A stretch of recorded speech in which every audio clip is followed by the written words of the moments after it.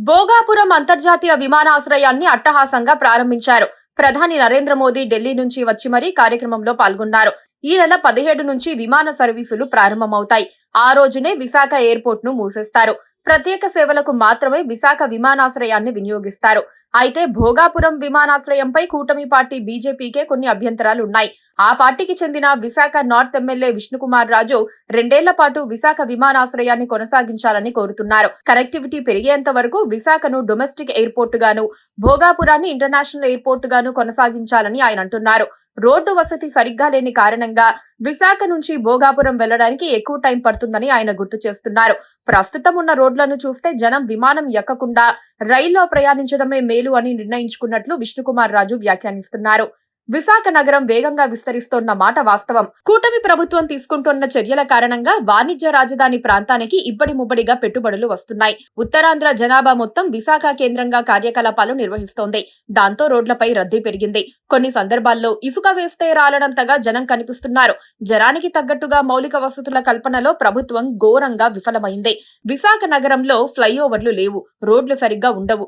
దాంతో సిటీ నుంచి బయటకు వెళ్లేందుకు వాహనదారులు నానా తంటాలు పడుతున్నారు. భోగాపురం వెళ్లే వారికి కూడా అదే సమస్య ఎదురవుతోంది. సిటీలోని కొన్ని ప్రాంతాల నుంచి భోగాపురం విమానాశ్రయానికి వెళ్లాలంటే తక్కువలో తక్కువ 2 గంటలు పడుతుందని తేల్చారు. భోగాపురంలో విమానం ఎక్కి విజయవాడ వెళ్లాలంటే 3/4 గంట కూడా పట్టదు. ఎయిర్పోర్టుకు చేరుకునేందుకు 2 గంటల సమయం.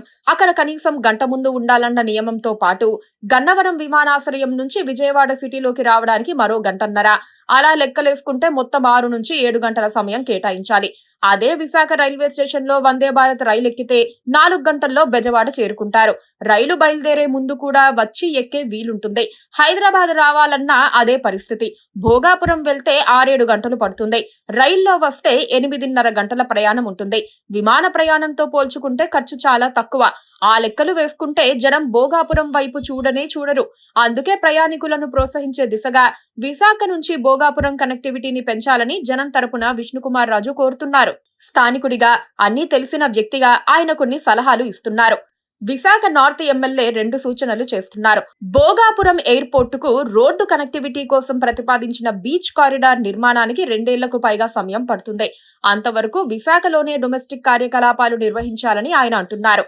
వీలైతే డొమెస్టిక్ ను శాశ్వతంగా విశాఖ నుంచి నడిపిస్తే బావుంటుందన్నది కూడా ఆయన అభిప్రాయం.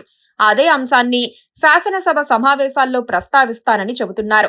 మరోపక్క భోగాపురం విమానాశ్రయానికి విశాఖ నగరం నుంచి పెద్ద ఎత్తున ప్రత్యేక ఆర్టీసీ బస్సులు నడపాలని ఆయన కోరుతున్నారు. దీనివల్ల జనానికి ఖర్చు తగ్గుతుందని ఆయన గుర్తు చేస్తున్నారు. మరి చంద్రబాబు ప్రభుత్వం వింటుందా? ఏమో, ఎవరికి తెలుసు.